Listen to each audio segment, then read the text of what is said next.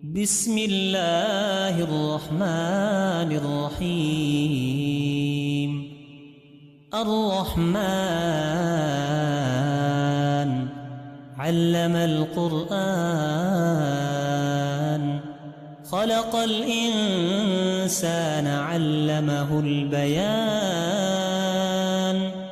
الشمس والقمر بحسبان، والنجم والشجر يسجدان.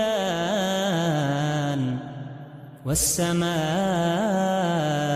رفعها ووضع الميزان، ألا تطغوا في الميزان. وأقيموا الوزن بالقسط ولا تخسروا الميزان.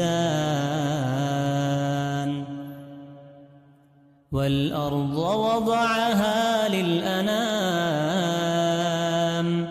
فيها فاكهة والنخل ذات الأكمام، والحب ذو العصف والريحان. فبأي آلاء ربكما تكذبان؟ خلق الإنسان من صلصال كالفخار، وخلق الجان من مارج من نار. فبأي آلاء ربكما تكذبان؟ رب المشرقين ورب المغربين. فبأي آلاء ربكما تكذبان؟ مرج البحرين يلتقيان، بينهما برزخ لا يبغيان. فبأي آلاء ربكما تكذبان؟ يخرج منهما اللؤلؤ والمرجان. فبأي آلاء ربكما تكذبان؟ وله الجوار المنشآت في البحر كالأعلام. فبأي آلاء ربكما تكذبان؟ كل من عليها فان، ويبقى وجه ربك ذو الجلال والإكرام. فبأي آلاء ربكما تكذبان؟ يسأله من في السماوات والأرض، كل يوم هو في شأن. فبأي آلاء ربكما تكذبان؟ سنفرغ لكم أيها الثقلان. فبأي آلاء ربكما تكذبان؟ يا معشر الجن والإنس إن استطعتم أن تنفذوا من أقطار السماوات والأرض فانفذوا، لا تنفذون إلا بسلطان. فبأي آلاء ربكما تكذبان؟ يرسل عليكما شواظ من نار ونحاس فلا تنتصران. فبأي آلاء ربكما تكذبان؟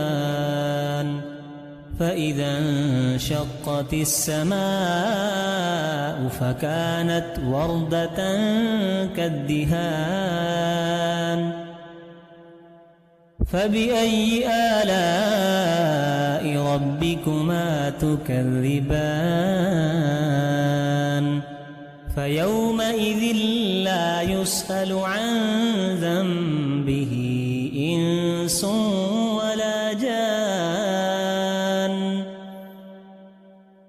فبأي آلاء ربكما تكذبان يعرف المجرمون بسيماهم فيؤخذ بالنواصي والأقدام فبأي آلاء ربكما تكذبان هذه جهنم التي يكذب بها المجرمون يطوفون بينها وبين حميم آن فبأي آلاء ربكما تكذبان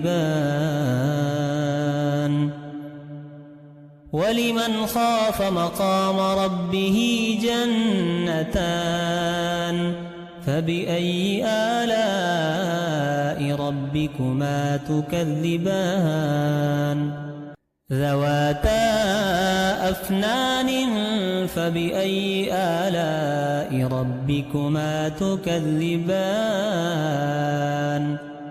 فيهما عينان تجريان فبأي آلاء ربكما تكذبان فيهما من كل فاكهة زوجان فبأي آلاء ربكما تكذبان متكئين على فرش بطائنها من استبرق وجنى الجنتين دان فبأي آلاء ربكما تكذبان فيهن قاصرات الطرف لم يطمثهن إنس قبلهم ولا جان فبأي آلاء ربكما تكذبان كأنهن الياقوت والمرجان فبأي آلاء ربكما تكذبان هل جزاء الإحسان إلا الإحسان فبأي آلاء ربكما تكذبان ومن دونهما جنتان فبأي آلاء ربكما تكذبان مدهامتان فبأي آلاء ربكما تكذبان فيهما عينان نضاختان فبأي آلاء ربكما تكذبان فيهما فاكهة ونخل ورمان فبأي آلاء ربكما تكذبان فيهن خيرات حسان فبأي آلاء ربكما تكذبان حور مقصورات في الخيام فبأي آلاء ربكما تكذبان